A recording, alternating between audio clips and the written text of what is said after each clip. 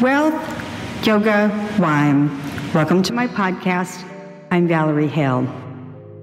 How to win a race by using your heart.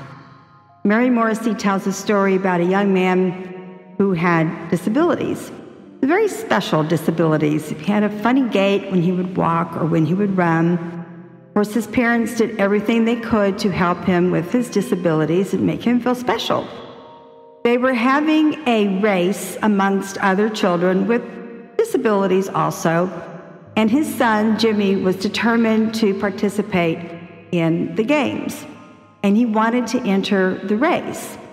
His dad was a bit concerned because he did have an unusual running gait, and his dad knew that it was going to be impossible for him to keep up. Jimmy was determined, and he tells his dad, "Dad, I am going to win this race." And his dad says, "Jimmy, it's really just as important that you're going to enter the race and finish the race. It's not about winning." Jimmy was determined and told his dad, "Dad, I am going to win this race." This proceeded for a couple more minutes more, and Dad just said, "Okay, I'm there with you." They show up to the race, to the games, and Jimmy participates with all the other young children with disabilities. And he is, of course, way behind, as his dad was concerned.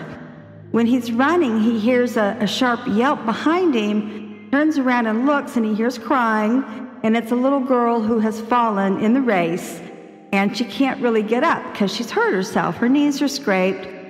He turns around and goes and gets her, and his other racing buddies stop also what they're doing, and one by one, they go over to Jimmy and the little girl, and they all finish the line together.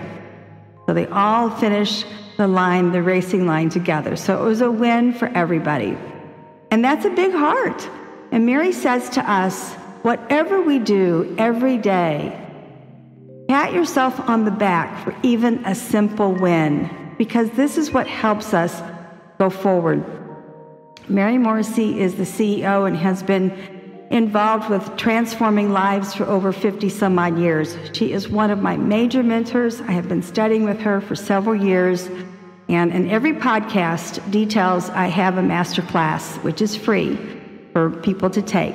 And she has guided me through the pandemic and other life's ups and downs, and she's always teaching us how to take action steps and how to have action thought. Kundalini Yoga is one of the oldest yogas in the world. This also teaches heart-centered practices. Our Prakash, I have been studying with virtually and in person in New York for several years, and Guru Jagat also virtually, but she's in LA, so that was always virtually. When you practice heart-centered Kundalini Yoga kriyas, they are all centered on what your arms are doing around your chest. They're working on hearts, on opening your heart center. Opening your heart center means forgiving. It means relinquishing greed and hate and anger. You open your heart to beauty, the ability to forgive. And yes, this takes work. It's not something you just do one day, practicing heart-centered kriyas. When you begin to practice heart-centered kriyas, if you have felt bitter towards someone, you have felt to hold grudges, you are going to find when you practice heart-centered kriyas in Kundalini Yoga, it is much easier to forgive. It's much easier to love. It's much easier to have a big, open heart. Wine. I was in the wine industry for over 26 years as a professional rep. I want to talk to you about wine tasting and how to drink wine properly. Because I see that people gulp wine instead of sipping wine. But also in the industry. If I were not retired from the industry, I would perhaps be going to professional wine tastings with wearing a mask. One of the aspects I think is the grossest are these guys, and it's guys who will swish the wine around in their mouths and then spit, which is literally what it's called, spitting into a wine bucket from a foot or two away. I'm not kidding. And that wine will splash on many of us. I doubt they're going to be doing those kinds of wine tastings during COVID pandemic.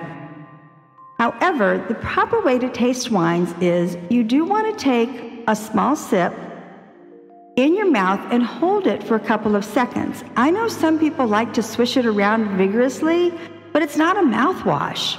Wine is actually very delicate, and I always thought it was obnoxious to see people treat wine as though it's a mouthwash. When I taste wine, I take a little sip and I hold it in my mouth for a couple of seconds. I don't swish it. I do take in, it's imperceptible. I take in a little tiny bit of air because this also helps open up the flavors. The whole idea of tasting wine is to open up the nuances. Wines have several layers of flavors. Wine is not just one predominant flavor. It's always complex because you're talking about the natural flavors of acidity, which is going to be citrus. You're talking about minerality. Some wines will have tannins, the red wines. Wines are meant to be sipped. They're not meant to be gulped.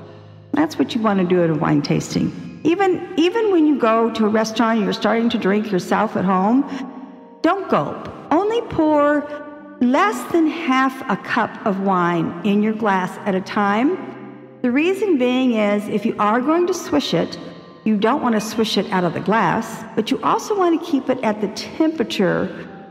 So many of my friends will pour a glass of wine that's about 6 ounces, and for me, that never happens, and I actually ask if I go to a wine bar not to have the entire 6 ounces poured at once because it's easier to enjoy when it's at a cooler temperature. It's easier to enjoy being able to swish it properly in your glass. So there's a proper way of wine tasting.